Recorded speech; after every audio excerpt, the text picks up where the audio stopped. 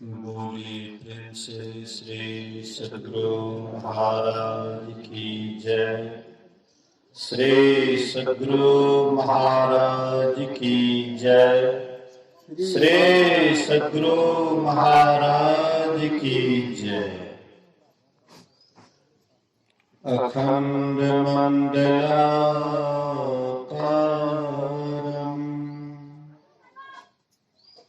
व्याप्तं येन चराचरं तत्पदं दर्शितं येन तस्मै श्री गुरुवे नमः। धन्य धन्य सद्गुरु सुखद महिमा कही ना जाए। जो कछ कहा तुम्हारी कृपा मोतें कछो न बसाए। सर्वत्र सर्वदा वर्तमान सद्गुरु महाराज जी के पावन चरणों में कोटि कोटि नमन। उपस्थित गुरुजन, धर्म प्रेमी सत्संगी बंधुओं, पूजनीय माताओं तथा भक्तिमती बहनों, एक दिवसीय संतमत सत्संग का आयोजन श्रद्धेय कैलाश मंडल जी के निवास स्थान पर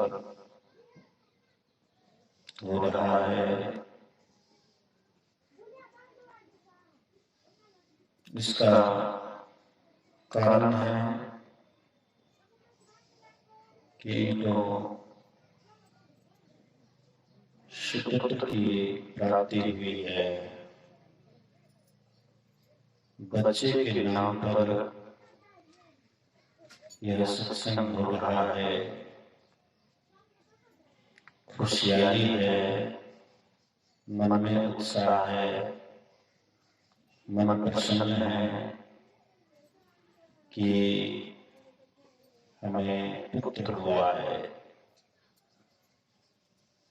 यह तो संसार में अक्सर लोग पुत्र की खुशी मनाते हैं, लेकिन पुत्री की खुशी नहीं मनाते। पुत्री होने पर लोगों को लगता है कि हमारे माथे का भार हो गया है, और पुत्र होता है तो लगता है कि माथा का भार हल्का हो गया। लेकिन अगर आप बढ़िया से देखेंगे तो शायद पुत्र अगर अच्छा होता है, शुभ विचार का होता है, शुभ संस्कारी होता है, तो वह एक कुल को तारता है, एक कुल को तार देता है। लेकिन पुत्री अगर शुभ संस्कारणी हो जाए, अच्छी विचारवाणी हो जाए, चरित्रवाणी हो जाए, तो वह दो कुल को तार देती है। एक अपने माँ बाप के कुल को तार देती है, और दूसरे अपने पति के कुल को तार देती है। दो दो कुल को तारने वाली होती है कन्या। इसलिए हम लोग कन्या का अनादर न करें, कन्या का सम्मान करें। कहा गया है कन्यादान सबसे बड़ा दान कहलाता है। उनको हम पढ़ाते हैं, लिखाते हैं, योग्य बनाते हैं, और जब वह कुछ करने वाली होती है, खटने वाली होती है, कमा करके खिलाने वाली होती है, तब उसको पराई घर भेज देते हैं। कितना त्याग होता है। तो ऐसे ही त्याग करने वाले को महान कहा गया है। तो आइए अभी हम आप प्रातःकालीन सत्संग में उपस्थित हैं, सुन रहे थे हमारे उमेश बाबू गायक महोदय से। ये तो सत्संग योग इसके मुहे में बिना किताब के ही सत्संग योग चारों भाग से पाठ किए, वेद मंत्र का पाठ किए, महोपनिषद का पाठ किए, कबीर साहब के वाणी का पाठ किए, शंकराचार्य जी महाराज के वचन का पाठ किए और गुरु महाराज जी के वचन का भी पाठ किए। हमारे उमेश बाबू बड़े नम्र स्वभाव के, बड़े विचारवान हैं। गायक तो बहुत होते हैं, लेकिन गायक होने पर गायक वाला अहंकार उसको दबा देता है कि हम गायक हैं, हम जानकार हैं, हम ऐसे हैं, हम वैसे हैं। लेकिन इनके भीतर में ये सब स्वभाव नहीं है। ये जानते हुए भी लगता है कि हम कुछ नहीं जानते, दिखावा नहीं करते। बहुत ऐसे व्यक्ति आपको संसार में अधिकतर मिलेंगे कि ज्यादातर दिखावा करते हैं, लेकिन कम ही आदमी ऐसे आपको मिलेंगे जो दिखावा की तरफ नहीं जाते। तो हम आप सुन रहे थे, सबसे पहले वेद भगवान के वचन को सुने। वेद भगवान उपदेश करते हैं, किनको उपदेश करते हैं? मनुष्य को उपदेश करते हैं। पशु पक्षी जानवर देवता आदि को उपदेश नहीं करते हैं। देवता भी स्वर्गलोक में रहते हैं, तो वेद भगवान को पहले स्वर्ग के देवता को उपदेश करना चाहिए, लेकिन स्वर्ग के देवी देवता को उपदेश नहीं करते हैं। कारण है, परीक्षित मुनि को जब शमी मुनि का पुत्र जब शाप देता है, मुनि बालक शाप देता है, तो वे शुकर क्षेत्र चले गए। शुकर क्षेत्र जाकर के उपवास करके और पूरा पवित्र होकर के ईश्वर के ध्यान में मग्न थे, परमात्मा के ध्यान में मग्न थे। उसी समय में सुखदेव मुनि आ जाते हैं। उनके पवित्र हृदय को देख करके, उनके पवित्र आचार विचार को देख करके सुखदेव मुनि द्रवित हो जाते हैं। बोलिए श्री सद्गुरु।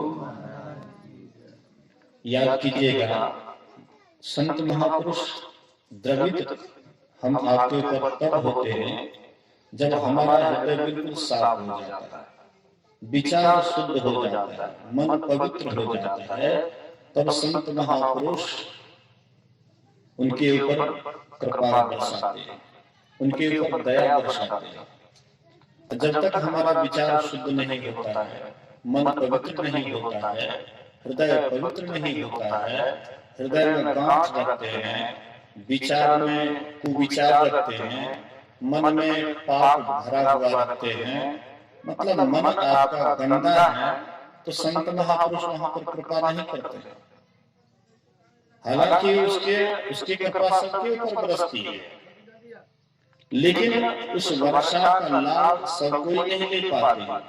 तो वे भी देखते हैं कि जिनका हृदय पवित्र है उनके ऊपर कृपा बरसाई जाए।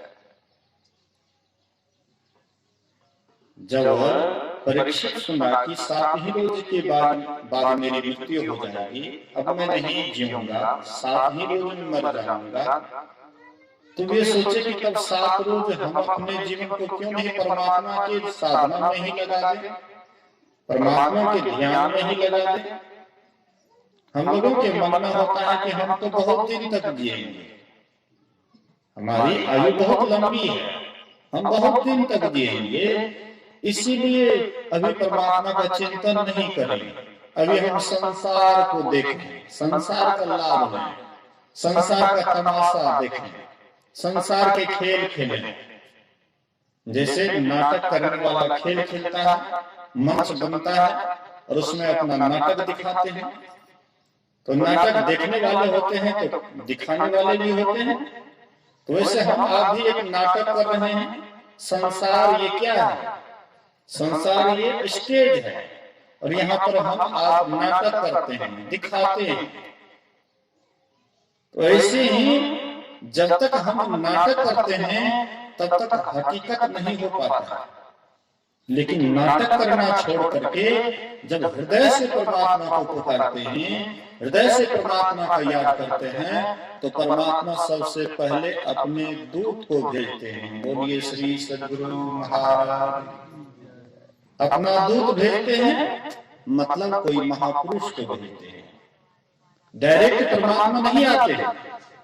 आप याद कीजिएगा, कहीं पर भी किन्हीं का कल्याण हुआ है तो डायरेक्ट परमात्मा नहीं आ रहे। परमात्मा डायरेक्ट आएंगे कैसे? परमात्मा का तो कोई रूप नहीं होता है। अगर परमात्मा को कोई रूप होता तब न परमात्मा किसी रूप में आ जाते। कोई भी रूप लेकर के आए हैं तो आप उनका दूते हैं। चाहे राम आए, कृष्ण आए, शिव आए, काली दुर्गा, जो भी आए, संत सदगुरु आए, सब दूते हैं। कहिएगा राम तो परमात्मा थे, कृष्ण तो परमात्मा थे, काली दुर्गा तो परमात्मा ईश्वरिया है। लेकिन याद कीजिएगा, कोई भी कितना हो बड़ा अंश हो, लेकिन अंशी के बराबर नहीं हो सकता है। अंश अंशी नहीं हो सकता। अंश अंश होता है, अंशी अंशी होता है। हाँ, वही अंश जब अपने आप को जान लेता है तो वही अंशी हो जाता है। इसलिए महापुरुष को ही पहले भेजते हैं। जो अपने आप को जान लेते हैं वही महापुरुष कहलाते हैं। विद्यते हृदय ग्रंथेश सिद्ध्यन्ते सर्व संशया छियन्ते चाष्कर्माणि तस्मिन् दृष्टि पराम। जो परे से परे अर्थात परमात्मा का दर्शन कर लेते हैं, जिनके हृदय का गृह गांठ खुल जाता है। हृदय में अभी गृह गांठ बंधा हुआ है, और जब तक ये गृह गांठ बंधा हुआ है, ना तो अपने का पहचान होता है, ना तो परमात्मा का पहचान होता है। ये गृह गांठ कौन सी का बंधा हुआ? जड़ चेतन का। जड़ और चेतन ये दो गांठ है। जड़ कहते हैं अज्ञानमय पदार्थ को और चेतन कहते हैं ज्ञानमय पदार्थ को। ये दोनों का मिलाप हो गया। जैसे चीनी और बालू का मिलाप हो जाता है, तो जहाँ चीनी और बालू का मिलाप हो जाता है तो फिर चीनी का कोई कीमत नहीं रहता। चीनी कीमती चीनी लाइए, बालू में मिला दीजिए, कोई कीमत रहेगा उसका? कहेगा अरे तो सत्यानाश कर दिया, इतना कीमती चीनी ये बालू में मिला दिया, बेकार कर दिया। ऐसे हम आप अभी बेकार हैं, कोई काम के नहीं, किसी काम के नहीं है। कोई काम होगा? मरने पर भी कोई काम नहीं, जिंदगी में कोई काम नहीं, कोई नहीं पूछता। पत्नियों ने पूछता है, बेटों ने पूछता है, बेटियों ने पूछता है, कोई नहीं पूछता। वही जब चीनी और बालू को जो मिला हुआ है, वही चीनी और बालू को जब अलग कर लेते हैं, चीनी अलग और बालू अलग, तो कितना कीमती हो जाता है। बालू का तो कोई कीमत ही नहीं। बालू तो बिना पैसे का है, बालू का कोई कीमत नहीं। लेकिन चीनी का बड़ा कीमत है। तो वैसे ही जड़ का कोई कीमत नहीं। जड़ तो जड़ है, वो तो अज्ञानमय पदार्थ है, उसका कोई काम नहीं। मिट्टी का खिलौना मिट्टी में मिल जाएगा, ये मिट्टी का खिलौना है जड़। और चेतन बड़ा कीमती, बहुत कीमत रखता है चेतन। जल पर सरिस बिकाय, देख हूं प्रीति की रीति भली। दूध में पानी दूध के ही बराबर बिकता है। बोलिए श्री सद्गुरु। दूध में पानी फेंक दीजिए, बाजार में बेच दीजिए, दूध की कीमत में पानी का भाव भी बिक जाता है। और जैसे कपट रूपी खटाई पड़ती है, वैसे ही दूध पानी अलग हो जाता है, तब उसका कोई कीमत नहीं। फटों का कोई कीमत नहीं। ऐसे ही संत महापुरुष कहते हैं कि तुम्हारे भीतर में भी जड़ और चेतन का मिलाप हो गया है, इसका कोई कीमत नहीं। लेकिन जो चीनी चींटी बन करके चीनी को चुन लेते हैं, अर्थात जिसकी सूरत सिमट जाती है अपने भीतर में, जिसकी सूरत सिमट जाती है, अंदर धस जाती है, हाँ, सूरत बन करके, चींटी बन करके एक एक चीनी को चुन लेती है। बोलिए श्री सद्गुरु महाराज, एक एक चीनी को चुन लेती है। गोस्वामी जी कहते हैं कि रघुपति भगति करत कठिनाई, कहत सुगम करनी अपार, जाने सो जेहि बनि आई, जौन जेहि कला कुशलता कम, सो सुलभ सदा सुखकारी, सफरी सन्मुख जल प्रवाह, सुरसरी बहाई गजबारी, ज्यों सरकरा मिलय सुखता मह, बलते नहीं बिलगावे, अति रक्षक सूक्ष्म पिपलिका बिनु प्रयास भी पावे। पिपलिका अर्थात चींटी। कोई बलवान आदमी सोचे, कोई पहलवान आदमी सोचे, कोई ताकतवर वाला आदमी सोचे कि हम बालू और चीनी को अलग कर देंगे।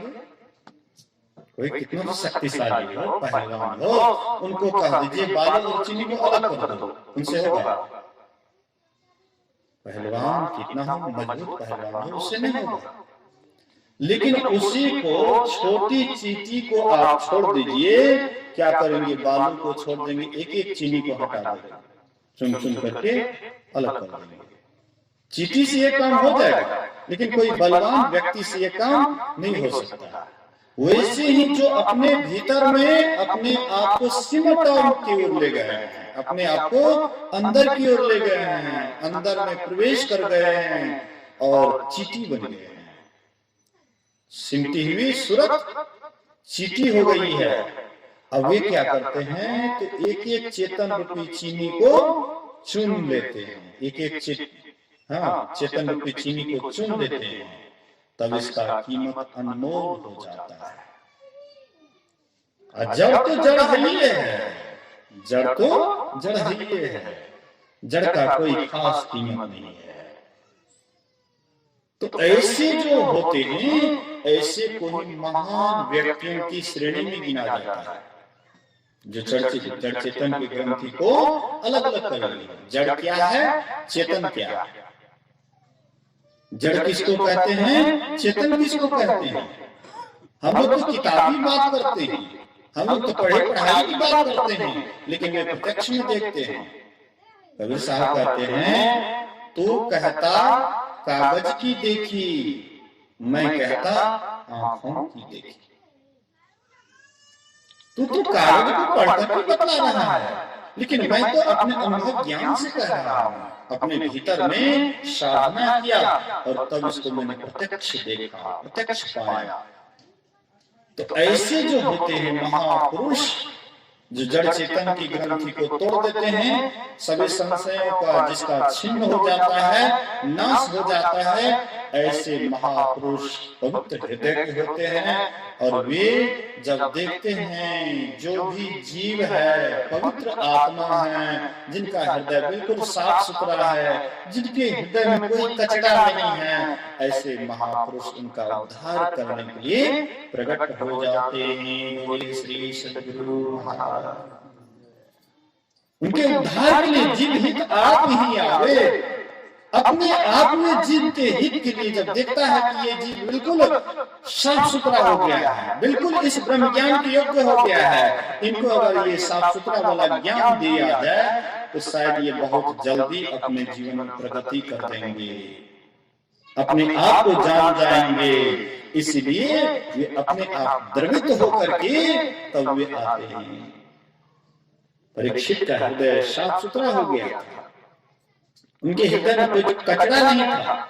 राजमत को, राज काज को त्याग करके एकदम निर्जन वन में चले गए और वहां जाकर के एकदम परमात्मा के ध्यान में लग गए। सुखदेव मुनि द्रवित हो जाते हैं कि परीक्षित का हृदय बिल्कुल साफ सुथरा है, जिस खेत को हम पूरा साफ सुथरा जोत तोड़ करके जितना भी कचरा है, जितना भी जंगल झाड़ है, सबको हटा देते हैं, थोपड़ा वगैरह ओढ़ लेते हैं, जब पूरा ठीक हो जाता है और उसमें जब बीज डालते हैं तो बहुत जल्दी वह बीज प्रफुल्लित होता है, बहुत जल्दी वह बीज बढ़ता है। ऐसे ही उनका हृदय भी बिल्कुल निकोनी किया हुआ था, बिल्कुल साफ सुथरा था। इसलिए सुखदेव मुनि बोले कि अब बीज डालने की ही जरूरत है।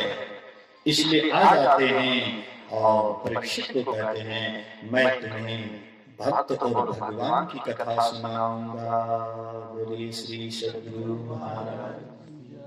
हम लोग भी वही कर रहे हैं। ये मत सोचिए कि ये भागवत कथा नहीं है। लोग तो शंका में पड़ जाते हैं, अरे असली ब्रह्म ज्ञान ही भागवत कथा है। गुरु महाराज जी भागवती कथा से उद्धार होता तो गुरु महाराज वही काम करते, लेकिन वो काम नहीं किए। यही ब्रह्म ज्ञान दिए, असली ब्रह्म ज्ञान ही असली भागवत कथा है और इसी से लोगों का उद्धार होने वाला है। और कितनों कथा पढ़ लीजिएगा, कथा से व्यथा दूर नहीं होगा। 7-7 रोज तक आपको सुना देंगे कथा, उससे व्यथा दूर नहीं होगा, भव सागर से उद्धार नहीं होगा, कल्याण नहीं होगा। जिनका भी उद्धार हुआ, जिनका भी कल्याण हुआ, यही ब्रह्म ज्ञान से ही कल्याण हुआ। यही ब्रह्म ज्ञान देने के लिए आए सुखदेव मुनि, बहुत हृदय साफ सुथरा। इसलिए सुखदेव मुनि को जैसे ये ब्रह्म ज्ञान देना चाहते थे, सुखदेव मुनि भी हाथ जोड़ करके खड़े हैं। मुनिराज ने इसी की प्रतीक्षा कर रहा था, महापुरुषों का ही प्रतीक्षा कर रहा था। इसलिए हमें ब्रह्म ज्ञान दीजिए।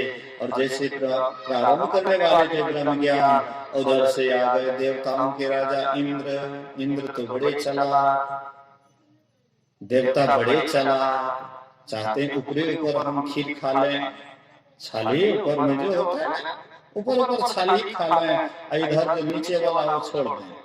देवता बड़ा चला, स्वर्ग के सुख को भी भोगेंगे, स्वर्ग के ऐश आराम को भी भोगेंगे, इंद्रियों का सुख भी लेंगे और ब्रह्म ज्ञान में भी डुबकी लगाना चाहते हैं। ये कैसे हो सकता है? बोलिए श्री सद्गुरु महाराज।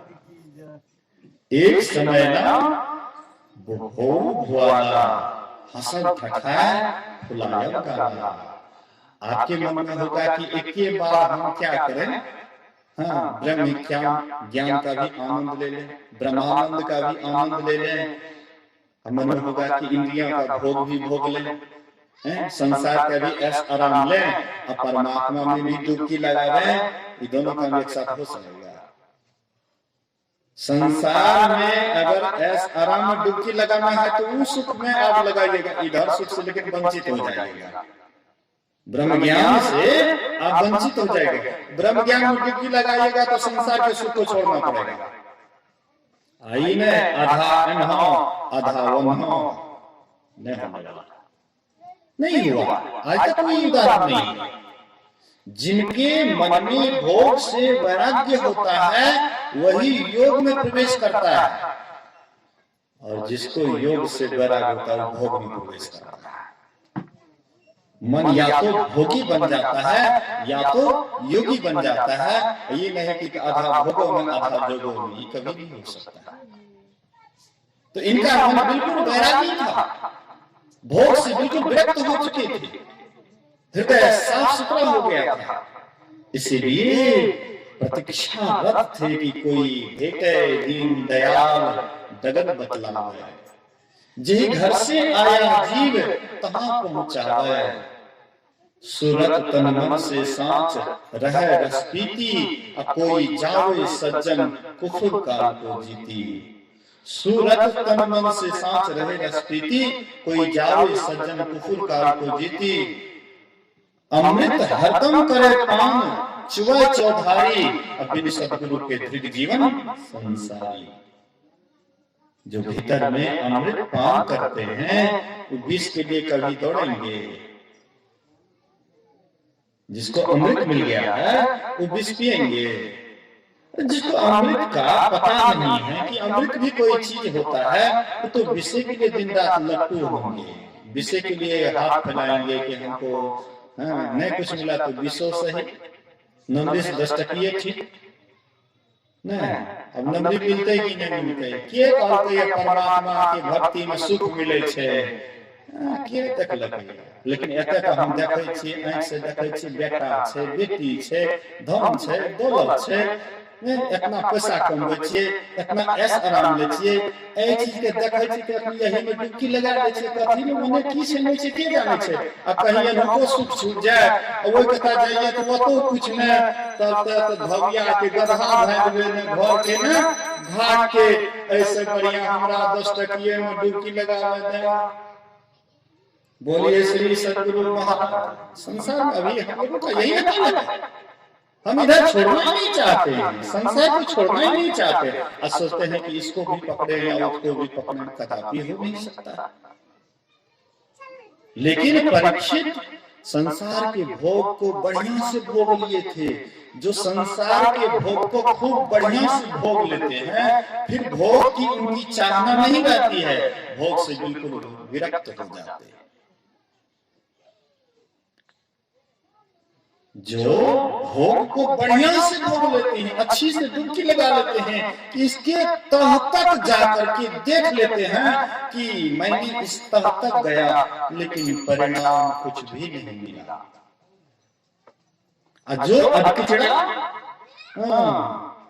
जो कभी जिसको मिला ही नहीं है, या मिलता भी है तो थोड़ा थोड़ा मिलता है, इसलिए जिन भीतर भीतर तरस होते रहता है, भोगने की इच्छा होती है, जिंदगी भर भोगते रहते हैं, लेकिन भोग से कभी भी उनके अंदर वैराग्य नहीं होता। लेकिन जो बढ़िया से भोग लिए हैं, उनके अंदर में खूब बढ़िया वैराग्य हो जाता है। परीक्षित तो सब भोग भोग करके देखे सब करी करम गुसाई, सुखी न भयो अबही की नाई।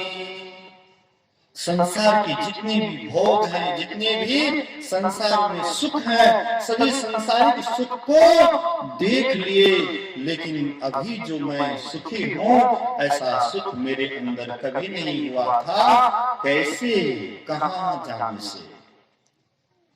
वही परमार्थ की तरफ जाने से। परीक्षित वही देखे कि संसार के सभी भोगों को हमने भोगा, लेकिन ऐसा सुख हमें नहीं बुझाया, इसलिए अब ब्रह्मानंद के आनंद में निमग्न होना चाहते हैं। तो आ गए सुखदेव मुनि ब्रह्मानंद का आनंद दिलाने के लिए, रास्ता बताने के लिए। कोई रास्ता बताने वाला होना चाहिए ना। आप जिस रास्ते पर चल रहे हैं, जो देखा हुआ रास्ता है, जिसमें आपने देखा है संसार के सुख को, तो संसार के सुख को दिखाने वाले भी लोग मिलते हैं, ढेर मिलते हैं। लड़का लड़की का शादी होता है तो उसमें लोग कितना आदमी रहते हैं, गीतो नाच में उसको विषय के ही तरफ उसका ख्याल ले जाता है। बोलिए श्री सद्गुरु। पहले भी शादी विवाह होता था। बोलिए श्री सद्गुरु। पहले शादी विवाह होता था, ऋषि मुनि आते थे, विषय वस्तु की बात नहीं होती थी, ऋषि मुनि के द्वारा निर्विषय वाली बात करके ही शादी होती थी। इसीलिए पति पत्नी का शादी हो जाता था। लेकिन वो भी ब्रह्मचारी, ये भी ब्रह्मचारिणी, वो भी साधनारत, ये भी साधनारत, तपस्या में लगलीन, 12-12 वर्ष तक तपस्या में बैठे तो बैठले रह गए। न तो पत्नी को पति के प्रति आकर्षण है, न पत्नी को पति के प्रति आकर्षण है। दोनों एकदम अलमस्त होकर के साधना में लगलीन है। और आजकल थोड़े वैसा होता है, क्योंकि उसमें जितना भी आते हैं तो कामी व्यक्ति ही आते हैं। जब भी सुनाते हैं तो काम की ही बात सुनाते हैं, वासना की ही तरफ बात सुनाते हैं। इसलिए लड़का लड़की का मन तो उसी समय में मन भर जाता है कामुकता से। वो क्या सोचेंगे तपस्या, वो क्या सोचेंगे भगवान का भजन, वे क्या सोचेंगे परमात्मा भी कोई होता है। उसको तो परमात्मा पत्नी में झलकेगा, उसको झलकेगा पति में, एक दूसरे के प्रति लट्टू बने रहेंगे, जीवन बेकार चला जाएगा, कुछ हाथ नहीं लगेगा। ये कलयुग की बात है। लेकिन पुराने जमाने में देखिएगा कि शादी विवाह अलग अलग ढंग से होता था। तो मेरे कहने का ये आशय है, जिनका हृदय साफ सुथरा होता है, पवित्र होता है, उनको मार्ग बताने वाले भी पवित्र व्यक्ति मिल जाते हैं। इनका बिल्कुल साफ सुथरा हो गया था हृदय। परीक्षित का हृदय बिल्कुल साफ हो गया था, बिल्कुल साफ सुथरा हो गया था। भोग की कोई इच्छा नहीं थी उनके अंदर में। इसलिए योग वाला रास्ता, ब्रह्म ज्ञान बताने वाला रास्ता बताने वाले कौन आ गए? ब्रह्म ज्ञानी सुखदेव मुनि, जो जन्मजात ही ब्रह्म ज्ञानी थे, जो माँ के गर्भे में से ब्रह्म ज्ञानी थे। माँ के गर्भे में थे तभी जानता था कि संसार दुखमय है, ये संसार ठगनी है। जो भी संसार में जाता है सबको ठग लेता है। ठगनी ठगनी क्या नैना चमकावे, कबीरा तेरे हाथ में आवे। माया ठगनी क्या नैना चमकावे, कबीरा तेरे हाथ में आवे।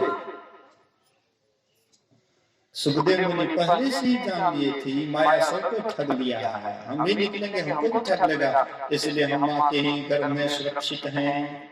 लेकिन 12 वर्ष तक तो रहे सुरक्षित, लेकिन कब तक रहेंगे? व्यासदेव के शिष्यों ने अनुरोध किया कि कब तक माँ को कष्ट दीजिएगा, अब तो बाहर निकलिए, कब तक माँ को दुख दीजिएगा। तो बाहर निकले तो बस लाल पुरन के साथे चल दिए जंगल, सीधा जंगली की ओर ही आने लगे। सुखदेव मुनि कहते बेटा, व्यासदेव जी कहते बेटा बेटा क्या कर रहे हो, कहाँ जा रहे हो? अरे जंगल जंगल में क्या मिलेगा, मैं जैसे रहता हूँ तू भी रह। लेकिन सुखदेव मुनि बोले कि ऐसे हम रहने वाले नहीं हैं, हम जानते हैं संसार कैसा है। पेटे में उसको ज्ञान हो गया था कि हम कैसे हैं। अब बाद में साधना करके सिद्ध हो गए, परमहंस हो गए, परमात्मा को पा लिए। तो ऐसे परमात्मा को पाने वाले सुखदेव मुनि आ गए, किसको सुनाने के लिए? परीक्षित को सुनाने के लिए। परीक्षित भी बिल्कुल साफ सुथरा, उनको ब्रह्म ज्ञान सुनाए 7 रोज तक, और ये भी तटस्थ होकर के सुने, साधना किए, और साधना करके मोक्ष प्राप्त कर लिए, परमात्मा को पा लिए, ईश्वर को पा लिए। तो महापुरुष कहते हैं, संत महापुरुष कहते हैं, ऐसे ब्रह्म ज्ञानी के पास जाओ। लेकिन कैसे होकर के जाओ? बिल्कुल साफ सुथरा होकर के जाओ, पवित्र हृदय लेकर के जाओ। अभी हम लोग सुन रहे थे वेद भगवान के उपदेश को, वेद भगवान उपदेश करते हैं यही मनुष्य, तो मनुष्य से उपदेश करते हैं। मनुष्य इसके लायक है, मनुष्य इस ज्ञान को जानने वाले हैं, मनुष्य इस पर विचार कर सकता है, मनुष्य इस पर चल सकता है, और मनुष्य ही मोक्ष के काबिल भी है। और दूसरे जीव भी हैं, देवता भी हैं, लेकिन देवता इस पर चल नहीं सकता, सुन सकता है। देवी देवता सत्संग सुन सकता है, जहां कहीं भी सत्संग होता है देवी देवता सुनते हैं। जानते तो बहुत है, रावण भी बहुत कुछ जानता था, लेकिन रावण ऐसा कुकर्म क्यों किया? अभी हम आप भी बहुत कुछ जानते हैं, लेकिन देखिएगा कि करनी और कथनी में अंतर हो जाता है। हम जो बोलते हैं वह कर नहीं पाते। कथनी करनी क्या है? रावण कम भाषण देने के लिए जानते थे। रावण के बराबर तो उस समय ज्ञानी भी कोई नहीं था, लेकिन दुष्टों की लिस्ट में ही उसका नाम आया।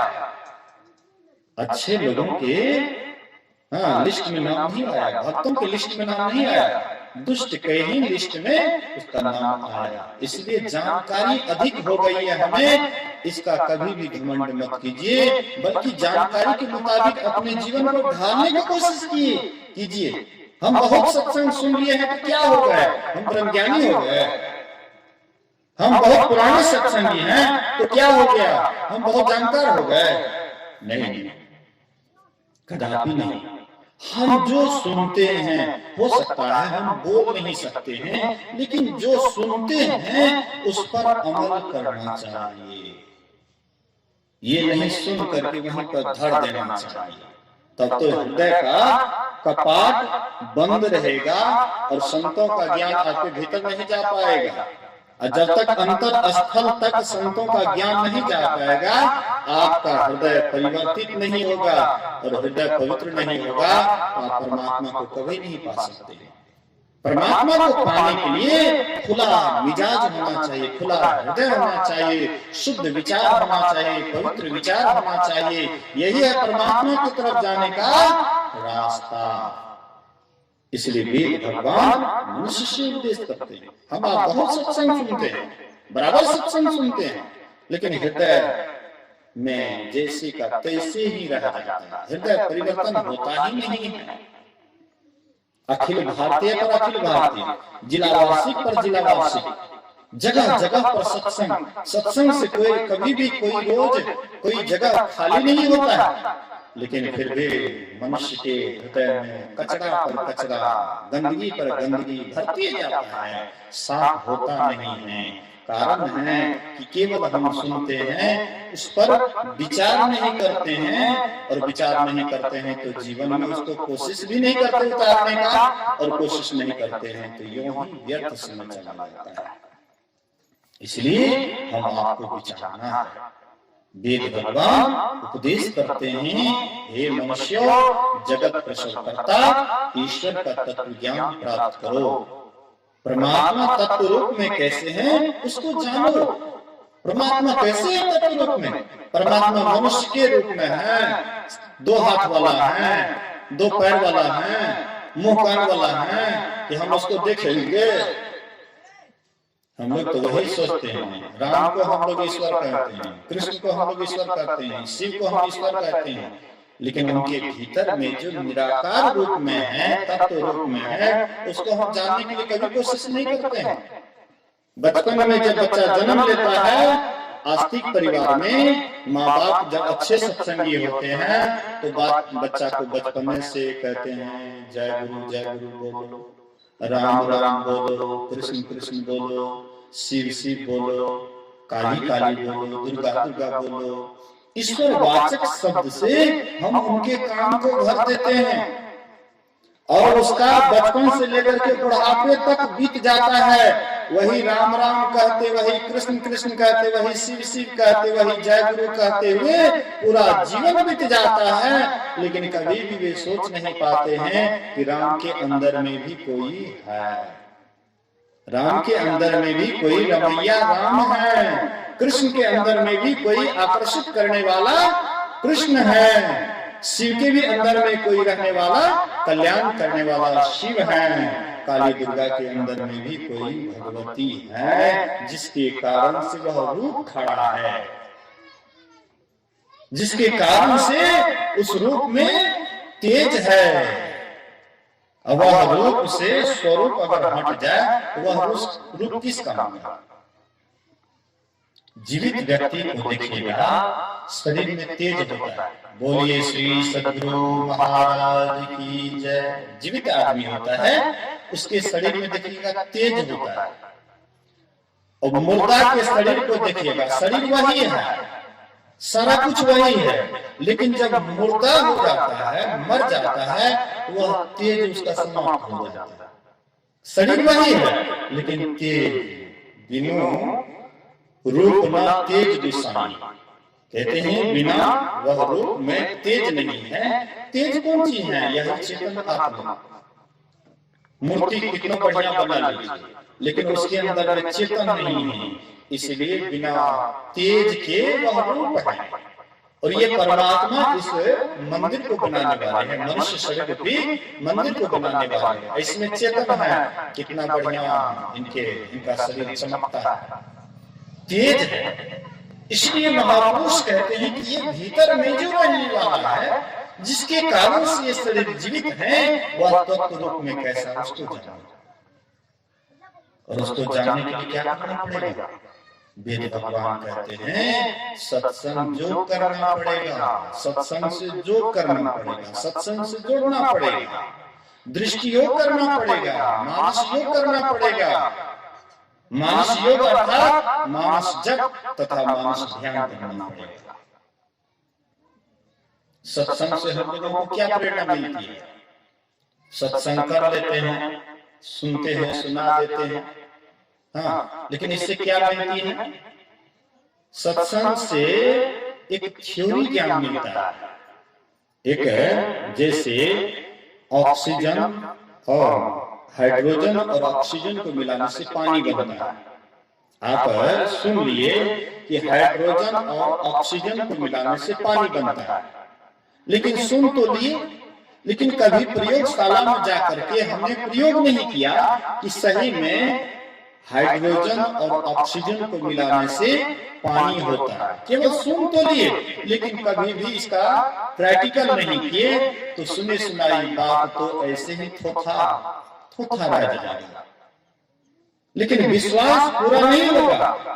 मन में शंका बना रहेगा कि सही में परमात्मा भी होता है, ईश्वर भी होता है, लेकिन तत्व रूप से नहीं जानते हैं, तो ऐसे मन में रहेगा हाँ होता है, जिंदगी भर कहते रहेंगे होता है।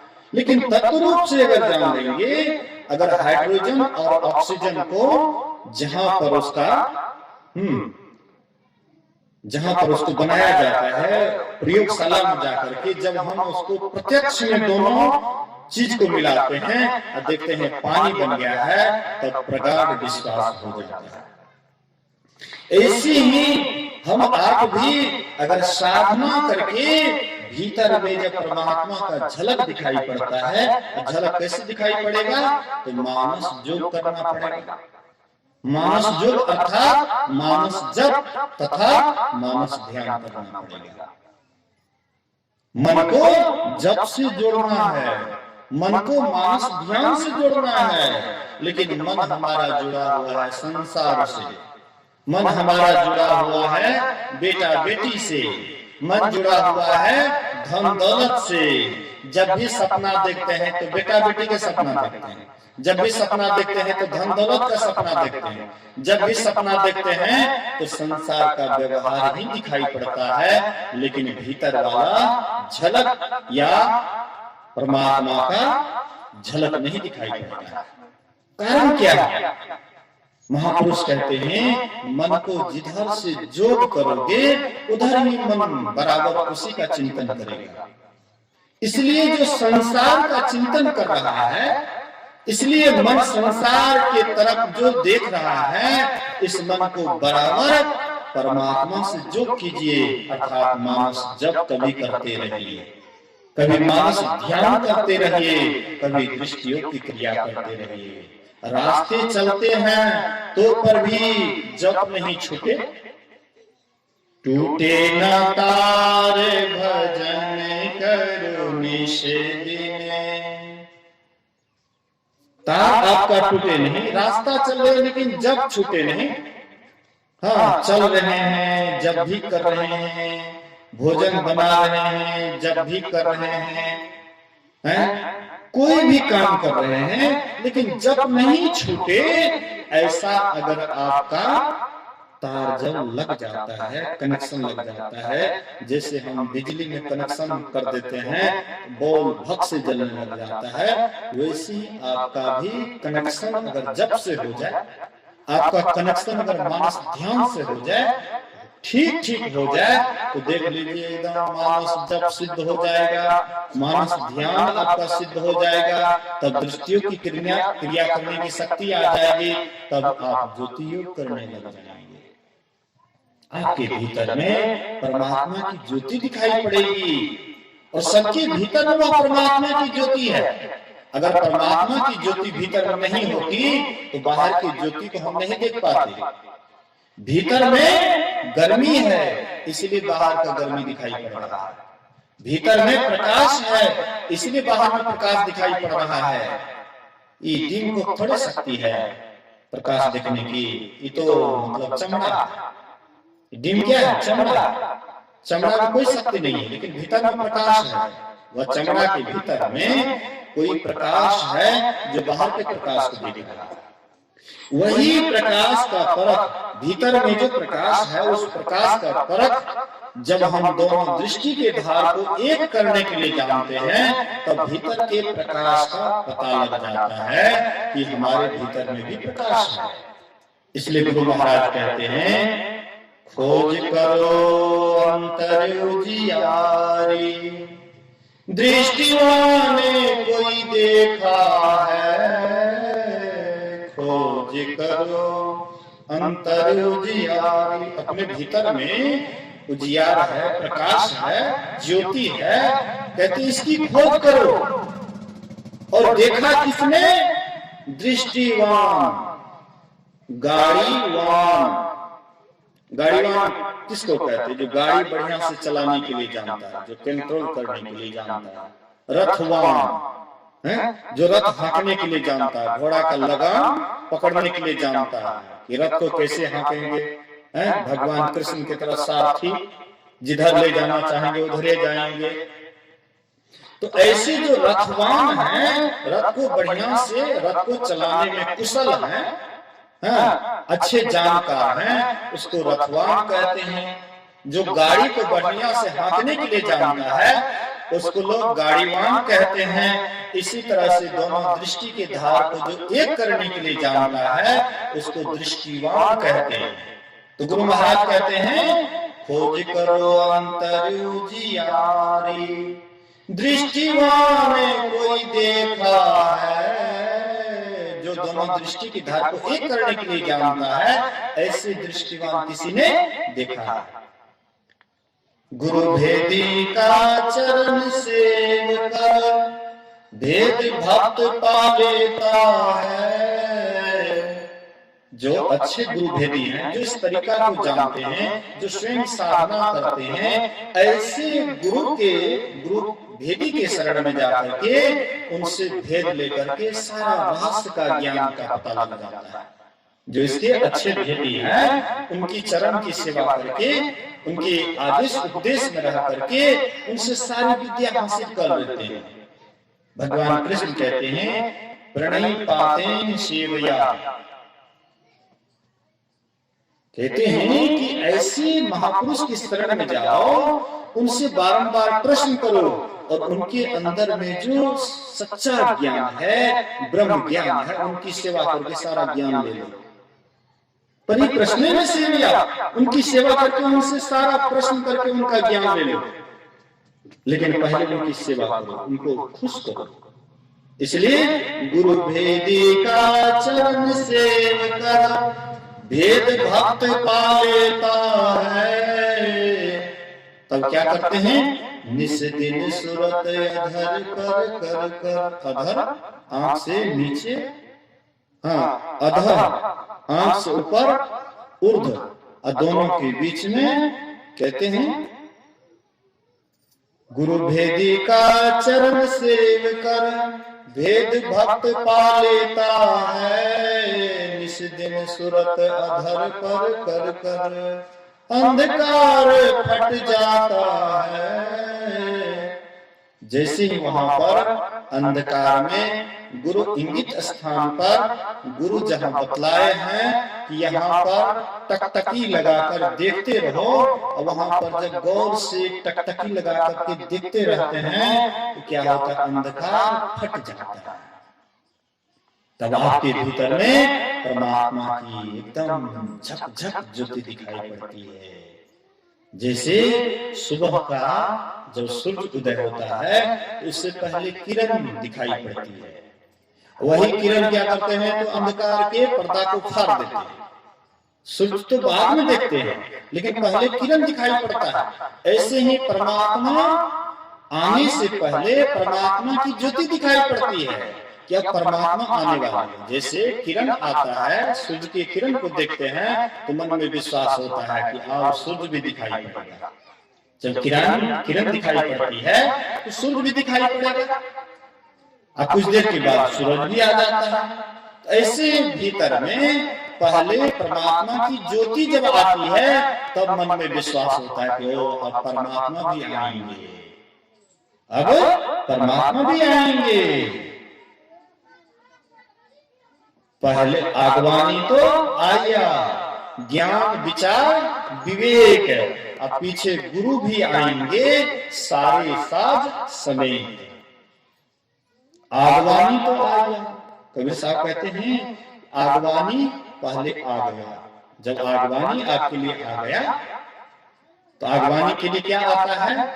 ज्ञान, विचार, विवेक। ज्ञान भीतर वाला ज्ञान, आंतरिक ज्ञान, अंदर में जो आपके भीतर में घटना घटती है उसका ज्ञान। विचार, शुद्ध विचार आता है। जब भी मन में विचार होता है तो उत्तम विचार होता है। बुरे विचार से मन बिल्कुल हट जाता है। ज्ञान, विचार, विवेक, क्या अच्छा है, क्या बुरा है, क्या सार है, क्या असार है, क्या सत है, क्या असत है, ये तीन चीज आ जाता है। ज्ञान, विचार, विवेक, ये तीन चीज आने के बाद पीछे गुरु भी आएंगे, अर्थात पीछे परमात्मा भी आएंगे सारे साध समय। अब तो सब कुछ लेकर के आ जाएंगे, और जो परमात्मा खुद सब कुछ लेकर के आ जाएंगे तो फिर उसको परमात्मा पाने के बाद कुछ पाने के लिए बाकी रहेगा। परमात्मा मिल गया, सब कुछ मिल गया। अब परमात्मा नहीं मिला तो संसार का कुछ भी मिला तो फिर भी कुछ ना कुछ अधूरा रह जाएगा, कुछ ना कुछ बाकी रह जाएगा, कुछ ना कुछ कमी रह जाएगा। इसलिए महापुरुष कहते हैं, संत महापुरुष कहते हैं, पीली नीली लाल सफेदी। आपके भीतर में ये सब दिखाई पड़ता है। परमात्मा आने से पहले परमात्मा अपने निकटवर्ती को भेजते हैं। तो क्या आता है? पीली नीली लाल सफेदी, स्याही सन्मुख आता है, छट छट छट छट बिजली छटके, भोर का तार दिखाता है। भोर में जो ध्रुव हुआ तारा देखते हैं वैसे ही भीतर में एकदम झकाझक दिखाई पड़ता है।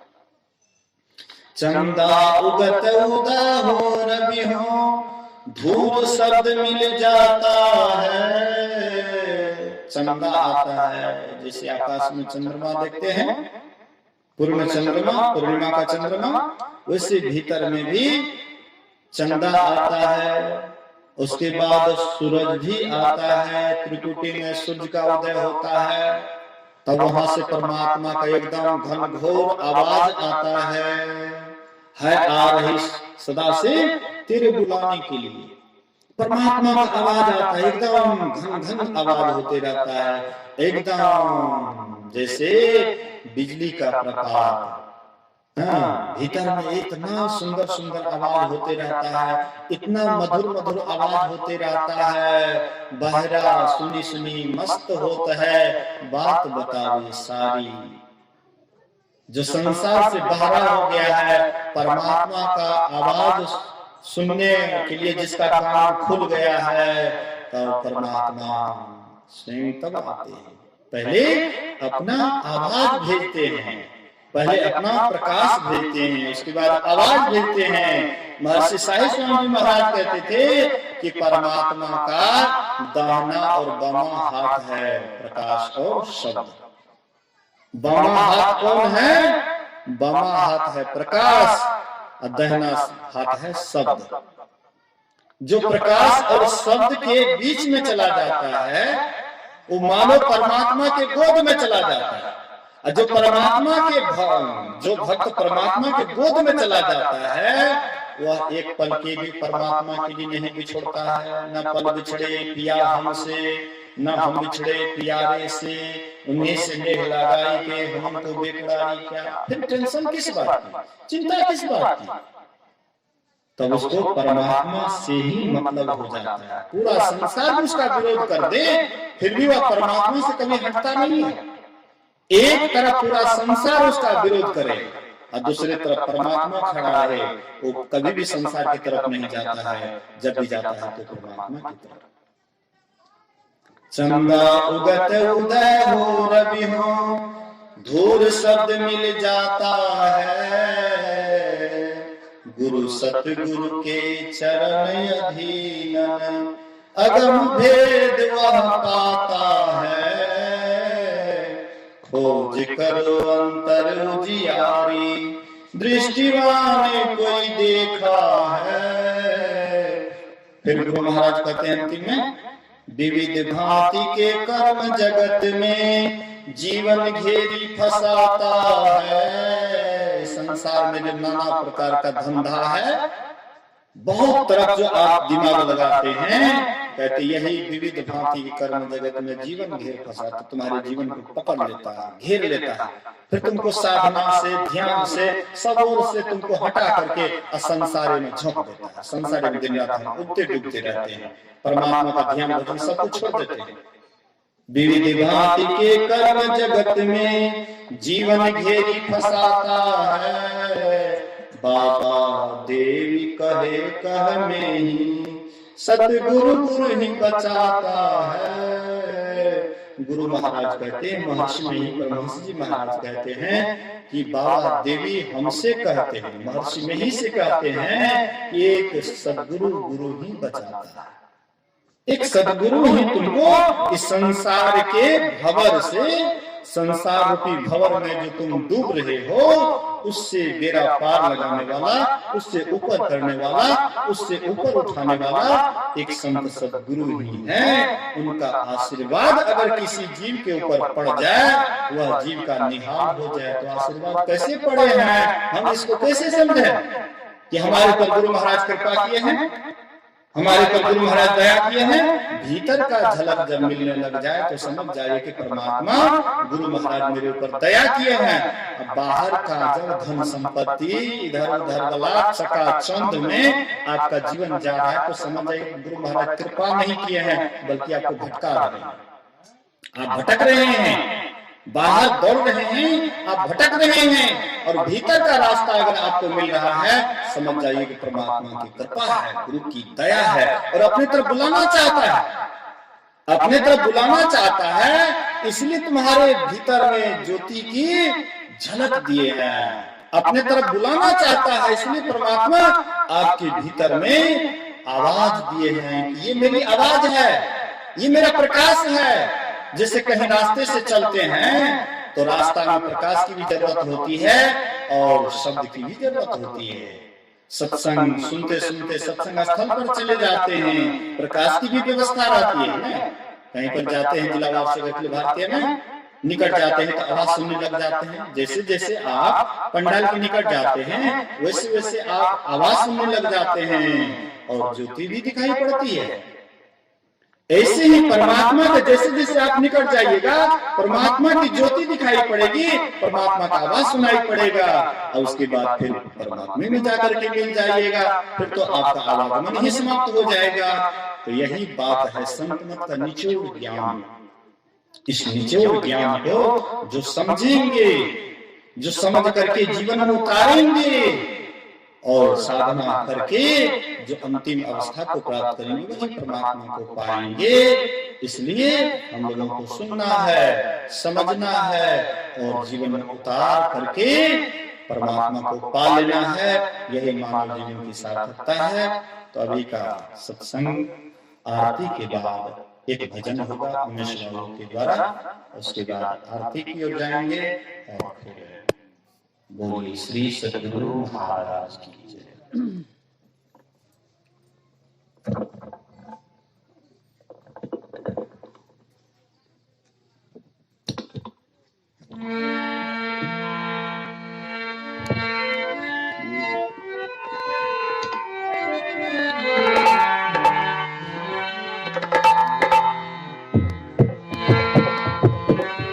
बोलिए श्री सद्गुरु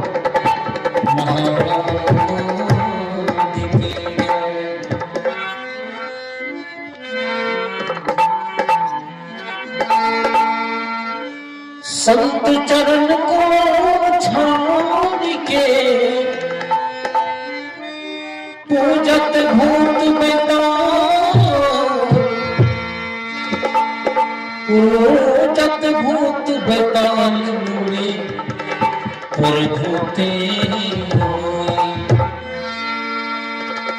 ये कर जहुना जीवन अंत में हो वे सोई। देवी पितर सब झूठ सकल की भर बना, अरे यही भरम में पड़ा लगाओ है जीवन मरना। देवी देवा से परम पद काहू न पावा, भैरवासी बांध के नरक पठावा। पलटो अंत घसीटिए चोटी धरी धरी का, संत चरण को छाड़ के पूजत भूत बेटा। संकल्प साथ माने जिन पाया तिन पाया है, जिन पाया तिन पाया है।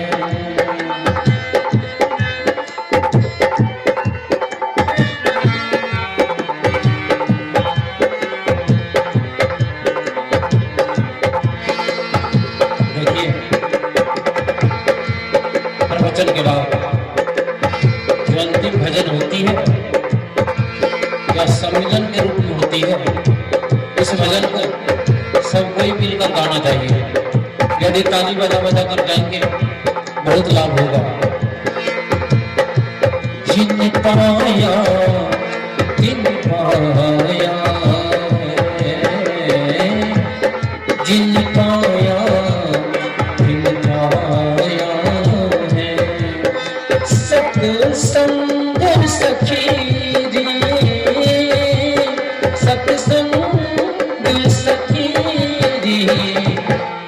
जिन पाया तिन पाया है,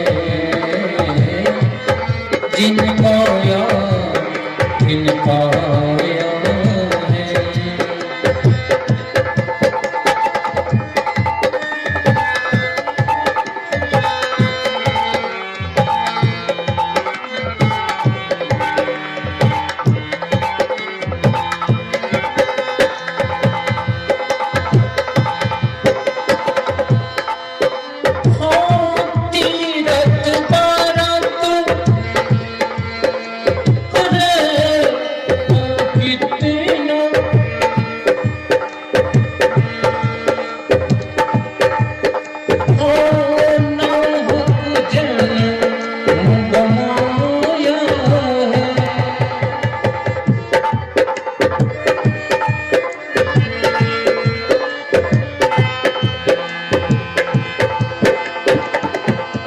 तीरथ भरत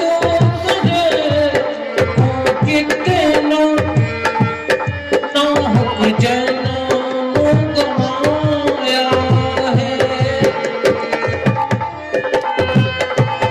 जब तक जाग करे तो कितनो, जब तक जाग करे तो कितनो, फिर होता खाया है। जिन पाया तिन पाया है। सत्संग सखी जिन पाया तिन पाया है।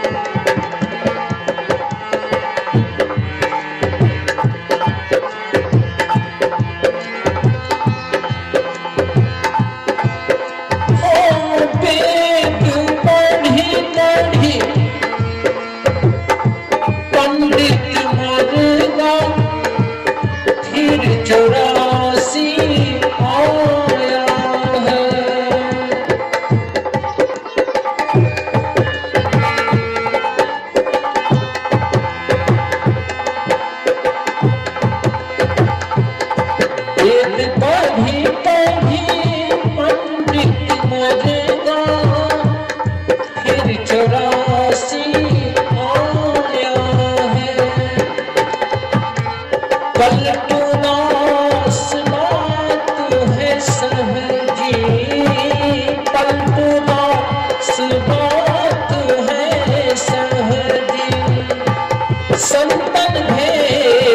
बताया है, जिन पाया तिन पाया है। सत्संग सखी जिन पाया तिन पाया है।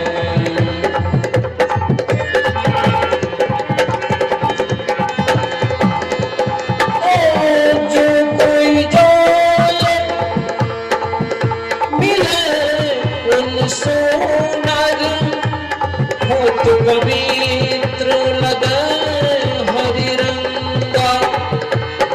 दोष कलंक सब मिट जाए, सुनीच हो जाए सुहोत गंगा। जो कोई नीर मलिन मोहती, गंग मिलियो हुई जात है गंगा। सुंदर शोध करे तत्काल जो, है जग मोही बड़ो सत्संग। बड़ो सत्संग। सत्संग सखी सत्संग सखी सत्संग सखी। जिन पाया तिन पाया है, जिन पाया तिन पाया है। सत्संग सखी जिन पाया तिन पाया है, जिन पाया तिन पाया है। बोलिए श्री सद्गुरु महाराज की जय। अभी के सत्संग समापन को है, आइए हम सब मिलकर आरती पाठ करें।